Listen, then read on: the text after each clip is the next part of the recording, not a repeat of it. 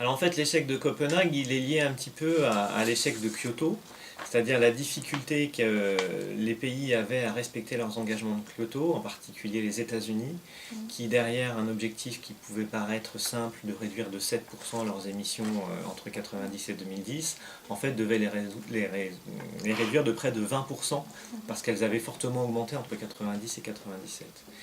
Et la question centrale, c'est que les États-Unis considéraient que ça ne faisait de toute façon pas sens que les pays occidentaux réduisent leurs émissions si les pays en développement, qui sont devenus en 2008 les premiers émetteurs de gaz à effet de serre devant les pays développés, ne contrôlaient pas eux-mêmes leurs émissions.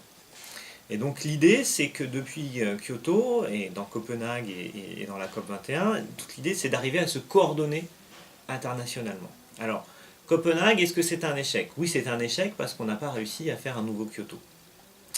Il en est sorti quelque chose qui est le Fonds pour l'environnement. Le Fonds pour l'environnement qui consiste à dire il faut que les pays du Nord aident économiquement les pays du Sud à aller vers des stratégies bas carbone, des infrastructures qui ne soient pas intensives en carbone, etc. Le problème, c'est que c'est très difficile aujourd'hui pour les pays du Nord, dans une situation économique délicate depuis la crise de 2008, de transférer 100 milliards d'euros par an vers les pays du Sud.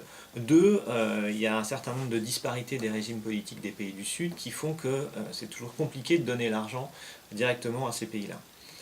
Donc, Copenhague posait la question centrale, qui était la question du financement. C'est-à-dire qu'aujourd'hui, l'enjeu central, c'est d'arriver dans les pays en développement, la Chine au premier rang desquels, la Chine, l'Inde, le Mexique, etc., à aller vers des stratégies bas carbone. Les stratégies bas carbone, elles coûtent plus cher au départ, en investissement. Après, elles peuvent coûter moins cher en coût d'usage, mais on a besoin de financement au départ. Donc, avoir centré Copenhague sur les questions de financement, c'était la bonne chose. Maintenant, la modalité retenue n'est pas la bonne.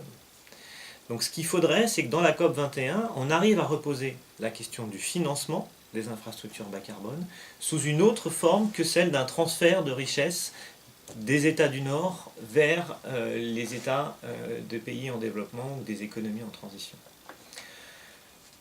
Il y a beaucoup de choses qui se sont passées depuis Copenhague. En particulier, il y a eu l'accord sino-américain de novembre dernier avec des engagements coordonnés des deux pays qui font qu'aujourd'hui, sur la plupart des pays qui vont venir à la COP 21, on a une idée assez précise de quels vont être leurs engagements.